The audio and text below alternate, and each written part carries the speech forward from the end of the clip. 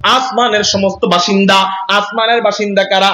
বলে আসমানে থাকে ফেরেশতারা, আসমানে থাকে পূর্ব যুগের নবীরা। জোরে বলেন আসমানে থাকে কারা?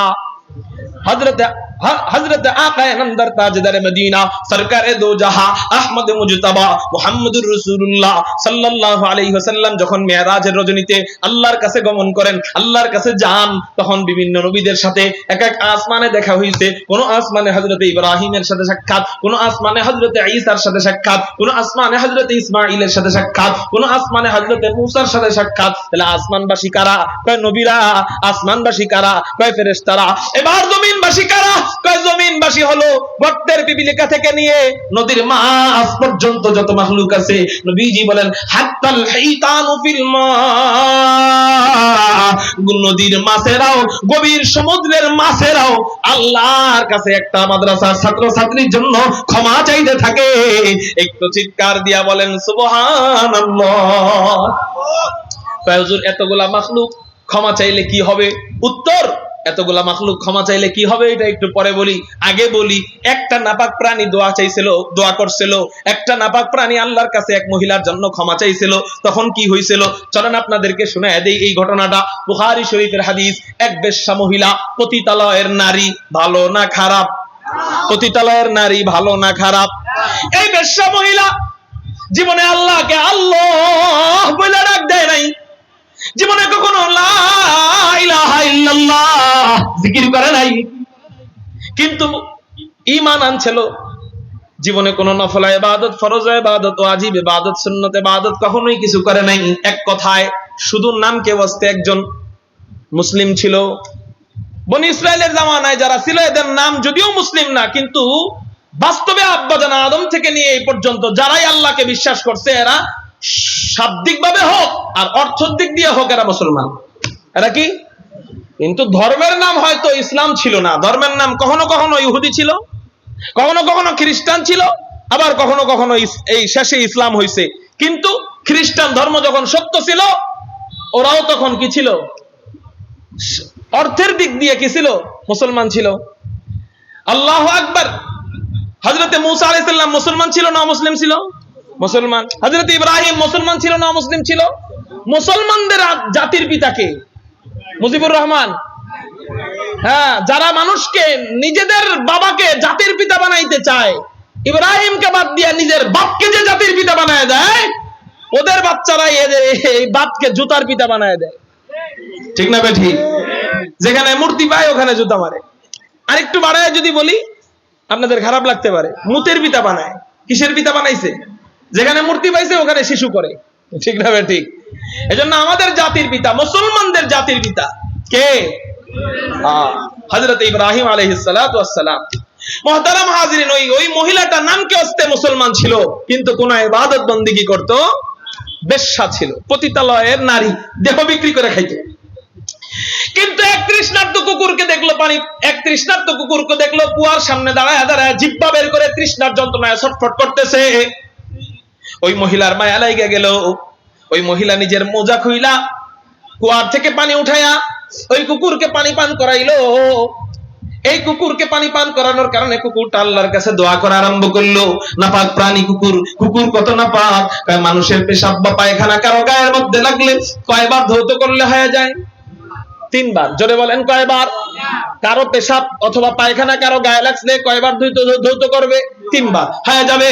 আল্লাহু আকবার। কিন্তু কুকুর এত নাপাক প্রাণী, এত নাপাক প্রাণী, এত নাপাক প্রাণী, পেশাব দূরে থাক, পায়খানা দূরে থাক, কুকুরের মুখের লালা যদি কারো গায়ের মধ্যে লাগে 1 বার 2 বার 3 বার ধৌত করলে চলবে না, কমপক্ষে 7 বার ধৌত করতে হবে। এত নাপাক প্রাণী কুকুর আল্লাহর কাছে দোয়া করলো, আল্লাহ এই মহিলা আমাকে পানি পান করাইলো। ও মালিক, আমি জানি আমি নাপাক। ও মালিক, আমি জানি আমি অনেক তুচ্ছ। ও মালিক, আমি জানি আমি অনেক নগণ্য, কিন্তু মালিক আমি তো তোমার মাখলুক। আল্লাহ তুমি তো আমার খালেক। আল্লাহ আমি তোমার কাছে দোয়া করতেছি, মালিক এই নারীকে তুমি মাফ করে দাও, এই নারীকে তুমি জান্নাতের আলা মাকাম দিয়ে দাও। আল্লাহ পাক রব্বুল আলামিন একটা নাপাক প্রাণী কুকুরের দোয়া এমন ভাবে কবুল করছেন যে কুকুর দোয়া করছে একটা, আল্লাহ কবুল করছে কয়েকটা। কুকুর শুধু দোয়া করছে আল্লাহ তুমি ওরে মাফ করে দাও, আল্লাহ আল্লাহ পাক রব্বুল আলামিন দোয়া কবুল করছেন কতগুলা, আল্লাহ শুধু মাফ করেই নাই, মাফও করে দিবেন, জামানার ওলি বানায়া কবরে নিছেন, এবং আল্লাহ জামানার ওলিদের সাথে জান্নাতের আলা মাকাম, উঁচু মাকামের জান্নাত তাকে দিবেন। 4 নাম্বার এই ঘটনা আল্লাহ হযরতে জিবরাইলকে জানাইছেন। 5 নাম্বার এই ঘটনা আল্লাহ জিবরাইলের মাধ্যমে নবীজির কান পর্যন্ত পৌঁছাইছেন।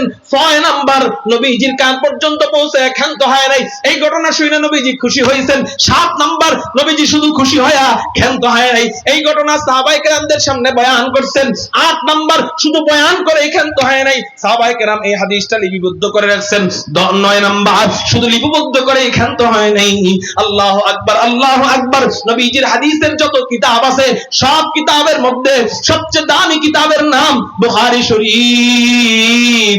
এই বুখারী শরীফের মধ্যে আল্লাহ এই মহিলার ঘটনা কিয়ামত পর্যন্ত বান্দা বান্দির শিক্ষার জন্য আল্লাহ সংরক্ষণ হেফাজত কইরা দিয়েছে। কুকুর দোয়া করছে কয়টা? আল্লাহ কবুল করছে 9-10টা। সুবহানাল্লাহ বলেন। মুহতারাম হাজিরিন, একটা নাপাক প্রাণী কুকুরের দোয়ার বরকতে যদি আল্লাহ একটা পতিতালয়কে maaf করে দিতে পারে, একটা নাপাক প্রাণী কুকুরের দোয়ার বরকতে যদি আল্লাহ এক বেশ্যাকে maaf করে দিতে পারে, আপনার আমার সন্তান যদি মাদ্রাসায় পড়ে, আপনার আমার সন্তান, আপনার আমার মেয়েটা যদি মাদ্রাসায় পড়ে, এই মেয়েটার জন্য একটা কুকুর না দুনিয়ার সব প্রাণী, দুনিয়ার আসমানের, বলেন আসমানের সব প্রাণী, জমিনের সব প্রাণী আল্লাহর কাছে দোয়া করে, আল্লাহ তুমি এই বাচ্চাটাকে maaf করে দাও। আল্লাহ, আচ্ছা মাদ্রাসা ছাত্ররা যাইতেছে, এদের মাগরিবের সময় উপস্থিত থাকতে হয়, এই জন্য আপনারা যাইতেছেন কেন? মেহেরবানি করে বসেন, আল্লাহ আজকের বয়ানের উসিলায় আমাদের দিলকে পরিবর্তন করে দিক। সবাই বলি আমিন। তাহলে এতগুলা প্রাণীর দোয়া করলে, একটা প্রাণীর দোয়ার বরকতে যদি আল্লাহ ওই বেশ্যা মহিলাকে জান্নাতি বানায় দিতে পারে, এতগুলা প্রাণীর দোয়ার বরকতে যদি, এতগুলা প্রাণীর দোয়ার বরকতে কি আল্লাহ আপনার আমার সন্তানকে জান্নাতি বানাবে না? বলেন বানাবে না?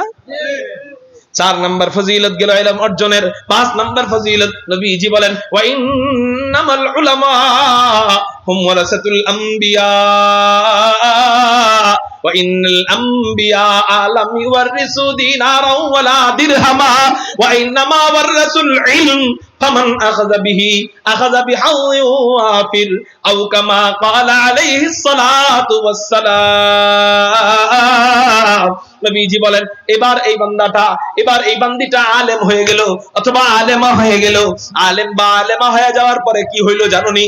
নবীজি বলেন, এই দুনিয়াবাসী শুনে রাখো, আমি আমার চেয়ার থেকে চলে যাইতেছি, কারণ সবারই মওত হবে। কুল্লু নাফসিন যায়িকাতুল মাউত, প্রত্যেকটা প্রাণীকে মৃত্যুর স্বাদ গ্রহণ করতে হবে, মৃত্যুর স্বাদ আস্বাদন করতে হবে।